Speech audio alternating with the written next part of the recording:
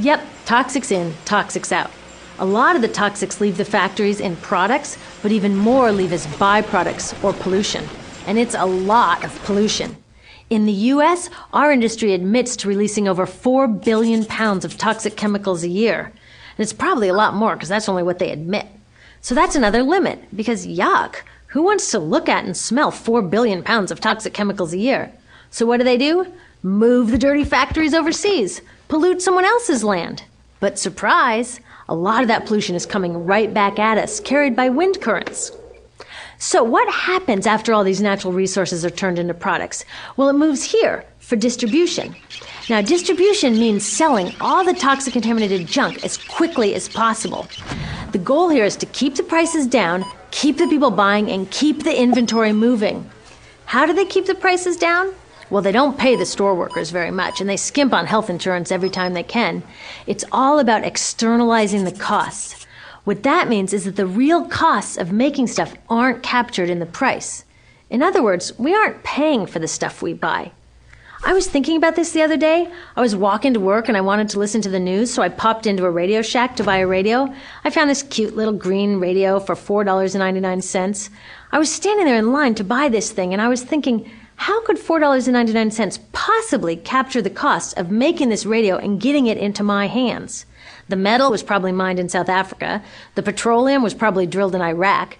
The plastics were probably produced in China. And maybe the whole thing was assembled by some 15-year-old in a maquiladora in Mexico.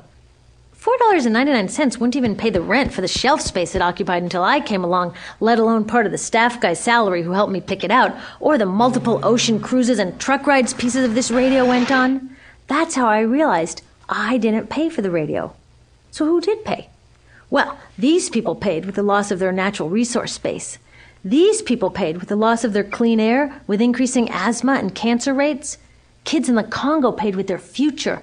30% of the kids in the Congo now have dropped out of school to mine coltan, a metal we need for our cheap and disposable electronics. These people even paid by having to cover their own health insurance. All along this system, people pitched in so I could get this radio for $4.99. And none of these contributions are recorded in any accounts book. That's what I mean by the company owners externalized the true costs of production. And that brings us to the golden arrow of consumption. This is the heart of the system, the engine that drives it. It is so important that protecting this arrow has become the top priority for both of these guys. That's why after 9/11, when our country was in shock, and President Bush could have suggested any number of appropriate things, to grieve, to pray, to hope. No, he said to shop. To shop! We have become a nation of consumers. Our primary identity has become that of being consumers, not mothers, teachers, farmers, but consumers. The primary way that our value is measured and demonstrated is by how much we contribute to this arrow, how much we consume. And do we? We shop and shop and shop, keep the materials flowing, and flow they do. Guess what percentage of total materials flow through this system is still in product or use 6 months after their date of sale in North America? 50%? 20? No, 1%. 1.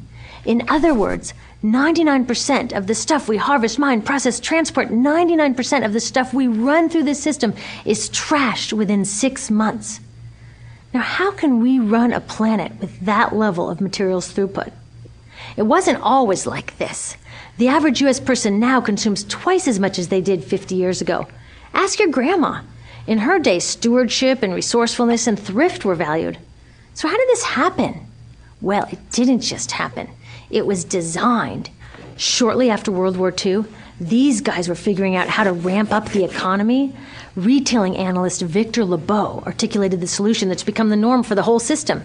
He said, our enormously productive economy demands that we make consumption our way of life, that we convert the buying and use of goods into rituals, that we seek our spiritual satisfaction, our ego satisfaction in consumption. We need things consumed, burned up, replaced, and discarded at an ever-accelerating rate. President Eisenhower's Council of Economic Advisors chairman said that the American economy's ultimate purpose is to produce more consumer goods. More consumer goods? Our ultimate purpose? Not provide health care or education or safe transportation or sustainability or justice? Consumer goods? How did they get us to jump on board this program so enthusiastically? Well, two of their most effective strategies are planned obsolescence and perceived obsolescence. Planned obsolescence is another word for designed for the dump. It means they actually make stuff to be useless as quickly as possible, so we'll chuck it and buy a new one.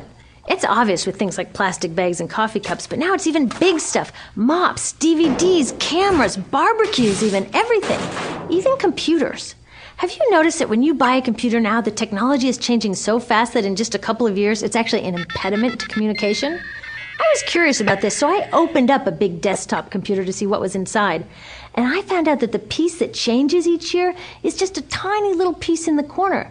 But you can't just change that one piece because each new version is a different shape. So you gotta chuck the whole thing and buy a new one. So I was reading industrial design journals from the 1950s when planned obsolescence was really catching on. These designers are so open about it. They actually discuss how fast can they make stuff break that still leaves the consumer having enough faith in the product to go out and buy another one. It was so intentional. But stuff cannot break fast enough to keep this arrow afloat. So there's also perceived obsolescence. Now, perceived obsolescence convinces us to throw away stuff that is still perfectly useful. How do they do that? Well, they change the way the stuff looks. So if you bought your stuff a couple of years ago, everyone can tell that you haven't contributed to this arrow recently. And since the way we demonstrate our value is contributing to this arrow, it can be embarrassing. Like, I've had the same fat white computer monitor on my desk for 5 years. My coworker just got a new computer. She has a flat, shiny, sleek monitor. It matches her computer, it matches her phone, even her pen stand. She looks like she's driving in Spaceship Central, and I look like I've got a washing machine on my desk. Fashion is another prime example of this. Have you ever wondered why women's shoe heels go from fat one year to skinny the next to fat to skinny? It's not because there's some debate about which heel structure is the most healthy for women's feet. It's because wearing fat heels in a skinny heel year shows everybody that you haven't contributed to that arrow as recently, so you're not as valuable as that person in skinny heels next to you, or more likely in some ad. It's to keep us buying new shoes. Advertisements and media in general plays a big role in this. Each of us in the U.S. is targeted with over 3,000 advertisements a day. We see more advertisements in 1 year than people 50 years ago saw in a lifetime. And if you think about it, what's the point of an ad except to make us unhappy with what we have?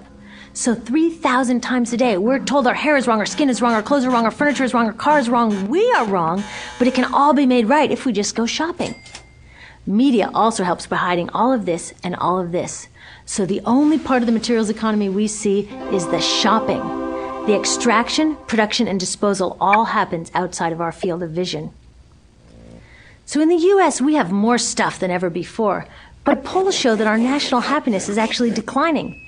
Our national happiness peaked in the 1950s, the same time that this consumption mania exploded. Interesting coincidence. I think I know why.